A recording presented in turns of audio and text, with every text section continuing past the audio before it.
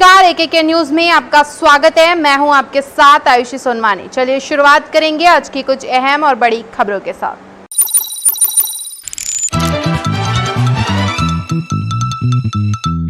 PM Modi ने मालदीव के राष्ट्रपति से की मुलाकात। तीसरी लहर को लेकर प्रधानमंत्री नरेंद्र मोदी ने जताई चिंता। कोरोना नियंत्रण पर बोले शिवराज सिंह चौहान। गृह मंत्री नरोत्तम मिश्रा ने कांग्रेस पर साधा निशाना। युवा कांग्रेस कार्यकर्ताओं ने जलाया नरोत्तम मिश्रा का पुतला।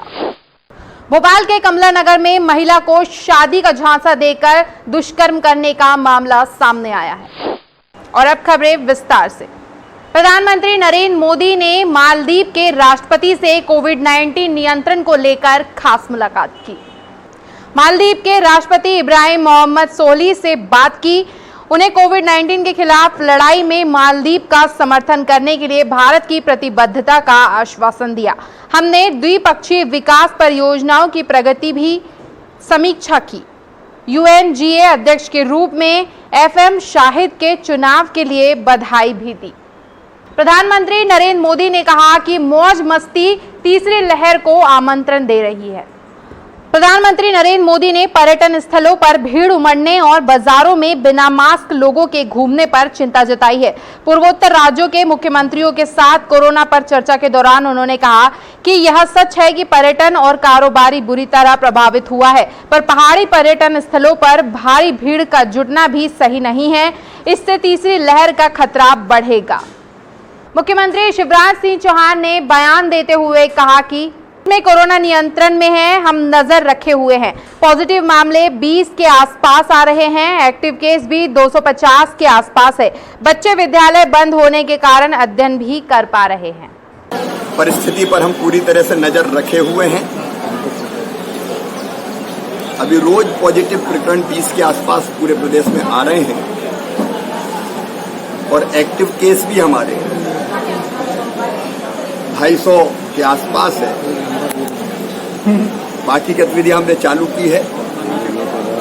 तीसरी लहर से निपटने की हम तैयारी कर रहे हैं, सारी सावधानियां रख रहे हैं। गृह मंत्री नरोत्तम मिश्रा ने कांग्रेस पर निशाना साधते हुए कहा कि लगता है आईएनसी इंडिया में अब कोई हाई कमान का पार्टी पर कमांड नहीं रहा, तभी कांग्रेस को अपने घर का झगड़ा सुलझाने के लिए चुनावी रणनीतिकारों की जरूरत पड़ रही है। पंजाब में अमरिंदर सिंह और नवजोत सिद्धू के झगड़े को गांधी परिवार मिलकर नहीं सुलझा पा रहा है और प्रशांत किशोरी की मदद ले रहा है। आज पूरे मध्य प्रदेश में कुल 14 प्रकरण नए आए। 39 लोग स्वस्थ होकर अपने अपने घरों की ओर गए हैं। युवा कांग्रेस कार्यकर्ताओं ने डॉक्टर नरोत्तम मिश्रा का पुतला जलाया। साथ ही विरोध प्रदर्शन करते हुए शिवराज सिंह चौहान मुर्दाबाद और नरोत्तम मिश्रा मुर्दाबाद के नारे लगाए। दिग्विजय सिंह जी के साथ जो अभद्र व्यवहार किया गया भोपाल के डीआईजी के द्वारा, यहाँ पे आज की डेट में ऐसा हो चुका है मध्य प्रदेश और देश में कि जहाँ भी अन्याय के खिलाफ आवाज उठती है या कोई भी किसी भी प्रकार का प्रदर्शन करने की कोशिश करता है तो उसे दबाने का प्रयास किया जाता है। आज तक आम कार्यकर्ताओं पे किया जा रहा था। आज हमारे पूर्व मुख्यमंत्री दिग्विजय सिंह जब वो एक जेन्युइन लड़ाई के लिए लड़ने गए तो भोपाल के डीआईजी के द्वारा जो उनके साथ व्यवहार किया गया वो बहुत ही अशोभनीय है, उसकी हम कड़ी निंदा करते हैं। राजधानी भोपाल के कमला नगर इलाके में 25 वर्षीय महिला के साथ दुष्कर्म का मामला सामने आया है। आरोपी ने पहले शादी का झांसा दिया और फिर महिला का शारीरिक शोषण किया। दोनों पहले से ही शादीशुदा हैं। पुलिस ने मामला दर्ज कर आरोपी को गिरफ्तार कर लिया है। महिला के मुताबिक युवक रणवीर परमार ने पहले महिला से दोस्ती की, फिर शादी का झांसा देकर शारीरिक संबंध बनाए।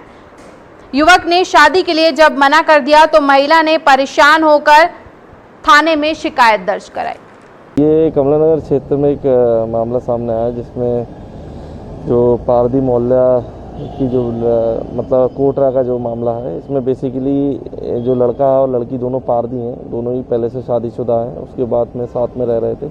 लड़की का ऐसा कहना है कि ये इसको शादी की बात बोलता था और उस पर दबाव बनाता था शारीरिक संबंध बनाने के लिए, जिस पर से फिर उसने पुलिस में एफआईआर दर्ज। शिक्षण संस्थाओं पर बयान देते हुए शिवराज सिंह चौहान ने कहा, विद्या भारती और सरस्वती जैसी संस्थाएं शिक्षा के लिए बहुत अहम हैं। मुख्यमंत्री शिवराज सिंह चौहान ने बयान देते हुए कहा कि विद्या भारती जैसी संस्थाएं और सरस्वती शिशु विद्या मंदिर जैसे विद्यालय शिक्षा के क्षेत्र में अत्यंत महत्वपूर्ण है। सरकार का समाज के लिए दायित्व है कि यह सुचारू रूप से संचालित होते रहे, इसमें सहयोग करे। शिक्षा केवल सरकार के हाथों में नहीं होनी चाहिए। पहले भी जैसे ऑटोनॉमस बॉडी की हम लोग कल्पना करते थे, जो विद्वान हो, शिक्षाविद हो, विशेषज्ञ हो, जानकार हो, शिक्षा नीति कैसी हो, उसका संचालन कैसे होता है, वो सरकारी हो चाहे गैर सरकारी हो। भोपाल सांसद साध्वी प्रज्ञा सिंह ठाकुर ने असहाय परिवार की सहायता की। दरअसल टीकमगढ़ के रहने वाले एक परिवार को मकान मालिक ने किराया ना देने की वजह से घर से निकाल दिया था। परिवार का मुखिया ठेकेदारी का काम करता था, लेकिन लॉकडाउन के कारण काम नहीं मिल पा रहा था। कल शाम को गरीब परिवार भोपाल सांसद साध्वी प्रज्ञा सिंह ठाकुर के पास मदद के लिए पहुंचा। पीड़िता के अनुसार 1 साल से स्कूल फीस न भर पाने के कारण बच्चे की पढ़ाई बंद हो चुकी है। वहीं आर्थिक हालात बिगड़ने के कारण उनकी बसी बसाई गृहस्थी आधे से ज्यादा बिक चुकी है। परिवार की दयनीय स्थिति को देखते हुए भोपाल सांसद ने तुरंत उनकी आर्थिक मदद की। इसके अलावा अवधपुरी थाना टीआई को उचित कार्यवाही के लिए निर्देशित किया है। जी सर, किराया वगैरह नहीं दे पाया टाइम से, इसीलिए उन्हें घर से निकाल दिया। सुबह से ही बिजली काट दी 6 बजे से, और बोले कि 9 बजे मतलब चले जाना यहाँ से।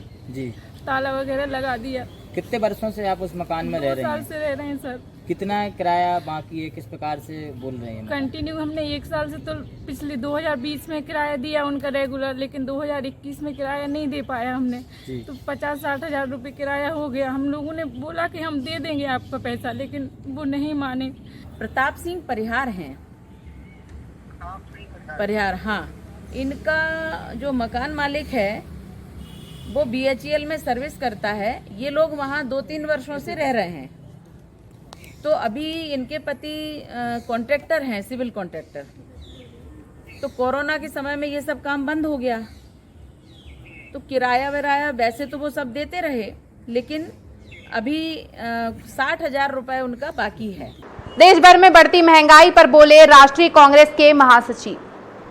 कांग्रेस के राष्ट्रीय महासचिव अजय माकन ने बयान देते हुए कहा कि देश भर में पेट्रोल डीजल के दाम 100 के पार हो चुके हैं। खाने का तेल 200 के पार और गैस सिलेंडर 800 के पार हो गया है। मोदी सरकार में जीवन सस्ता और आजीविका महंगी हो गई है। मोदी सरकार इतिहास की सबसे महंगी सरकार के रूप में साबित हुई है। सपोर्ट नहीं मिलना, और इसका नतीजा क्या हुआ कि जहां पर पूरे जो हमारे देश में तेल की, पेट्रोल डीजल की जो जरूरत होती है, 2014 में 23.4% हमारा इंटरनल, हम लोग खुद जो है ONGC जिसका 2/3 प्रोड्यूस करता था, पूरे देश के अंदर उसका 23.4% हम लोग खुद अपने देश के अंदर क्रूड ऑयल हम बनाते थे। इस वक्त की खबरों में फिलहाल इतना ही। आगे की खबरों के लिए बने रहिए हमारे साथ और मुझे दीजिए इजाजत। नमस्कार।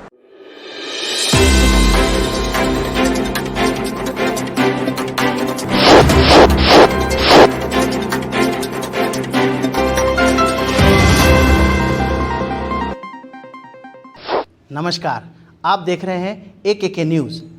खबरों की दुनिया से 24 घंटे 7 दिन हम कराते हैं आपको खबरदार। हर छोटी बड़ी खबर पर होगी पैनी नज़र, जिसका सीधा सरोकार आपसे।